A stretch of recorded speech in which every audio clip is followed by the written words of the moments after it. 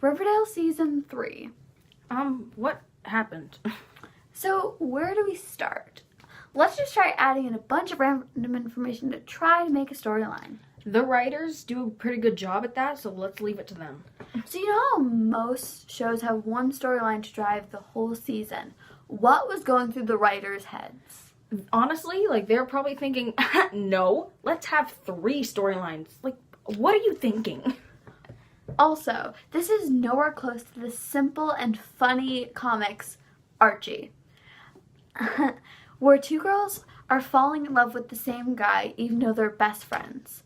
All of the books are based on this love triangle, and the writers just threw all that away in the first 3 episodes. Not even.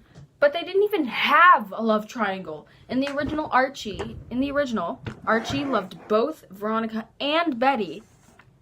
It's what kept the comics going for so long. Then, you look at Riverdale and see the first episode, Archie, pretty much said, no thanks, I'll never love you, bye. Yeah. Next topic. Okay, so one thing that we can hand to the writers of Riverdale is the first 2 seasons kind of made some sense because the characters were from the comics. There's a robber named the Black Hood, and sorry if this is spoiling, but they did use Cheryl's father as a season 1 murderer, so this was great. However, they just go straight to gargoyles and board games.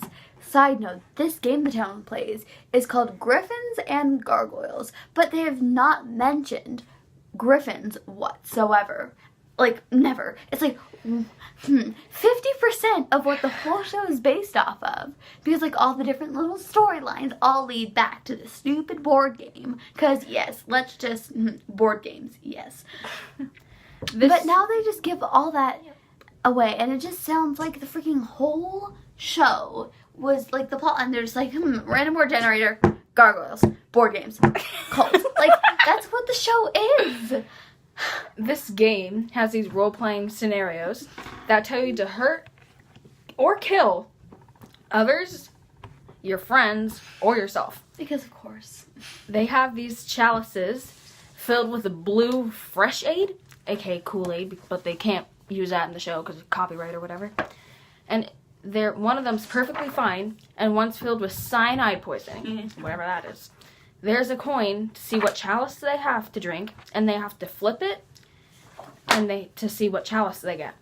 When the unlucky person gets poisoned, their corpse is found with blue lips. Fun for everybody. I like how after a day of playing Griffins and Gargoyles or a G&G, people are so ready to murder themselves or commit suicide. This character Jughead says, it's only a matter of time until I ascend, aka kill himself. Because it's you've been playing for 12 minutes. Where's your mind? It's gone. Goodbye. It flew with out the window. It's gone to Saturn. Okay, yeah. So, in this season, the dude who runs the children's prison, because, of course, Warden Norton, the same guy, wanting to kill children for the game of Griffins and the Gargoyles, because, of course, normal. Anyway, so he tried to kill Archie. Sadly, he did not succeed, but it's okay. What? No. Sadly? Yes. Sadly, you're my friend. It was rude and uncalled for, but to be fair, it was called for. We wrote all this down before. So rude. So what happened was, Archie escaped from the prison like how every teenager does at one point in their life. And because, very normal. But Warden Norton fails to kill him because, they're not just dragging a limp body out of the prison and just saying, yep, I escaped. And, so when he fails to kill him, when you have a mindset of a murderer, you would be thinking, if at first you don't succeed, try again. But this guy just goes, are you serious? So then he decides to kill himself the same way that the game G&G, Griffins and Gargoyles, kills other people. So, yes. Roll the clip, children. Playing was finally over, and the Gargoyle King was calling him home to ascend. Either way, the result was the same.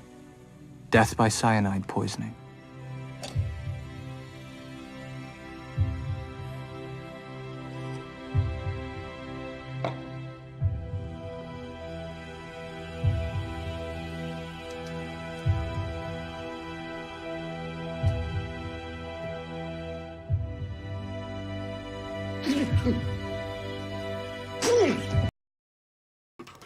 So in Griffins and Gargoyles in Riverdale, there's this Gargoyle King. He's like, well, not the boss of the game, just like, I don't know. He's like this monster thing. It's like, you fail your quest, you get hunted by this thing. You're probably asking, oh, what does this thing look like? You ask from my point of view. Looks like an animal. Got stuck in a tree. Died. Grew 10 times its original height. Came back to life. Let's just roll the clip so you can see. Charlie, do you see that? So we were just talking with the Gargoyle King because we're not capable of shooting all this in one because we'll just start laughing and it won't work. And so we were talking about how in the clip that we just rolled, because we're great at that, how afterwards Betty and Jughead are saying like, oh yes, thank goodness we escaped the Gargoyle King. It couldn't run very fast. We were just saying how it's like the Gargoyle King runs like an old lady on a scooter. Like, So in Riverdale, mainly season 3, they're going for this like horror type vibe.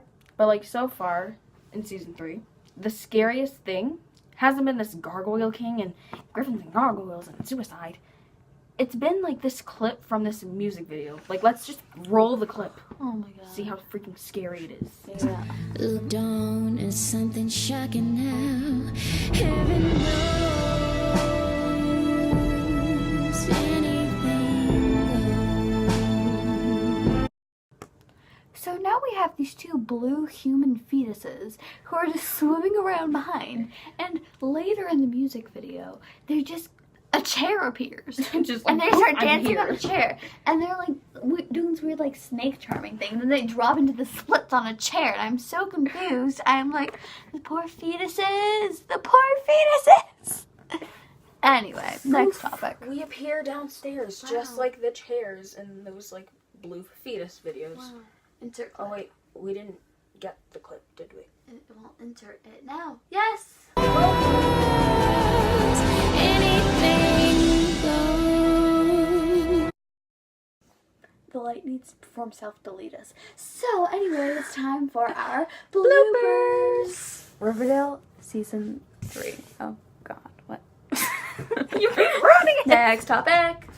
Okay, so this one thing that we can give to the first 2 seasons of Riverdale is that they made some sense. I can't read your writing. Oh, thanks. Okay. Yes, I know we're here to trash Riverdale season 3. Oh my god, that was Riverdale. Roll the clip, children. Oh no, it was because of it. So in season 3, mainly season Oh my 3, god, it's really cool. Like I had a floating head. so in Riverdale, mainly season 3, they're going for this like horror type of vibe. But like so far in season 3, the scariest thing hasn't been this Gargoyle King. It's been this part in the music. Julie. So I think that this next clip needs some clarification.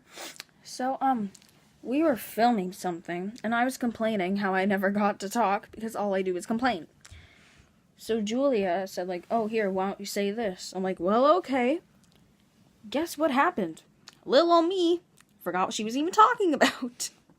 So basically what this clip is me going, fine, here, say my line, and then we turn on the camera, and then she goes, what? What am I saying?